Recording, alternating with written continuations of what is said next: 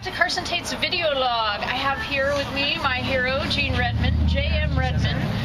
Do you like that? Yeah. Can I have my dollar now? After this weekend, I shouldn't be a hero anymore. If you don't know J.M. Redmann's Mickey Knight series, what rock have you been under? Crawl out and buy them all now. So how many are there? What? 20? Well, which is about to come out, will be 7. Okay. When's it coming out? Next month? Yes, ever so soon. Okay, April. It's right. If it were a baby, it would be in the birth canal.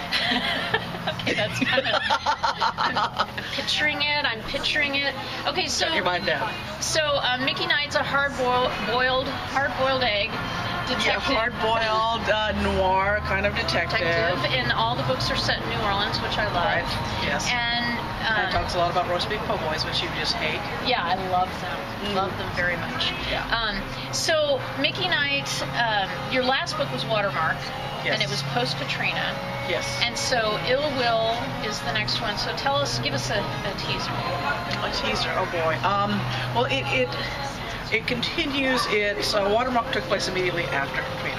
And one of the things I've really had to deal with is that Katrina is a very stark historical mark in terms, and in what it did to New Orleans. But as a writer to deal with it, I have to deal with the fact that something happened in my setting on August 29th, 2005. I've always been sort of vague in the days when I said it. So Watermark I put immediately after. Ill Will is going to take place a couple years beyond that. It's still recovered, but we've moved on a bit.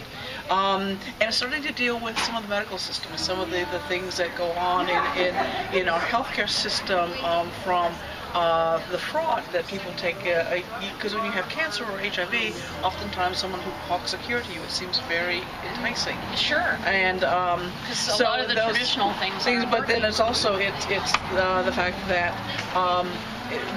the traditional medical system that we have and all the gaps and stuff allow that sort of snake oil to come oozing into. So Mickey Knight takes on some cases that deal with those. So medical, so that makes me think of Cordelia, her Yes. Yeah. And so is she going to factor into this book? Yes, she's going to factor it into the book. Excellent. So what's been the biggest challenge? I'm just mostly picking your brain here since I'm starting a mystery series. Okay. And I just want to be like you. Sensei. So what's the biggest challenge of arcing that relationship over these books?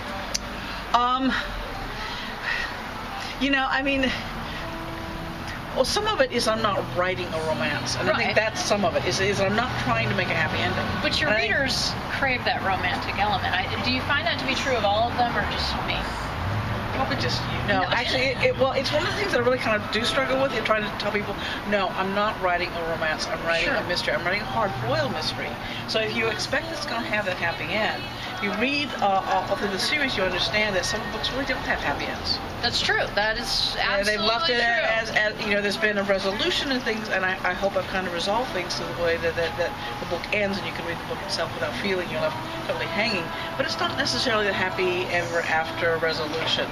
And I actually discovered that I usually trope it.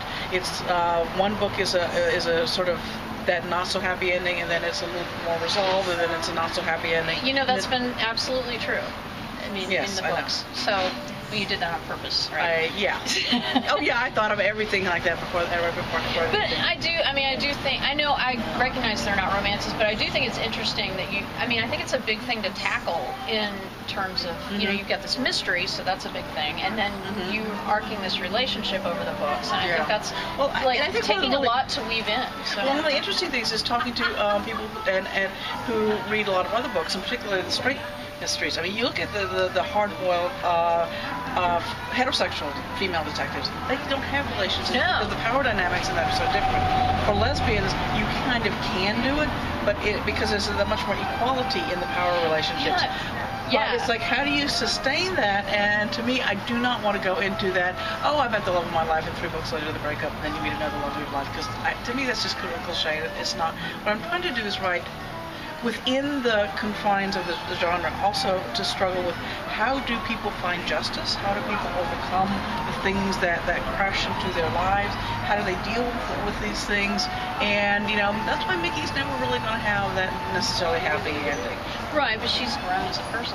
Exactly, she has grown as a person. We've watched her struggle. We've watched her get that arc toward justice, toward finding the light, to be cliche, to finding that place where you're more comfortable with yourself, and understanding that life is going to keep tripping you up. And how do you become a good person even though the choices can be very difficult? So here's my question for you. If ill will is in the birth canal, are you ready to make another baby? Yeah, Carson.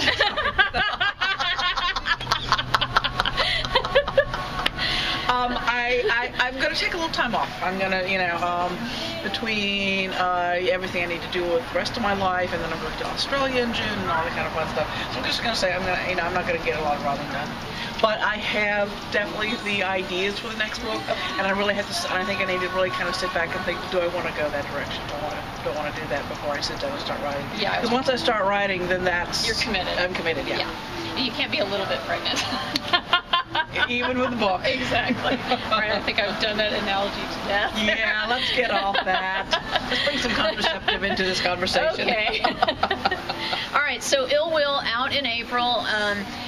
I just want to point out to anyone who hasn't read A Mickey Night, what's wrong with you? That all of them can be read as standalones. Yes, I have been very, as best as I can be, to make sure that you don't feel you need to start at the beginning and go through them. You can pick up anyone, and hopefully it makes sense. I've read them all many, many times, and will continue to do so.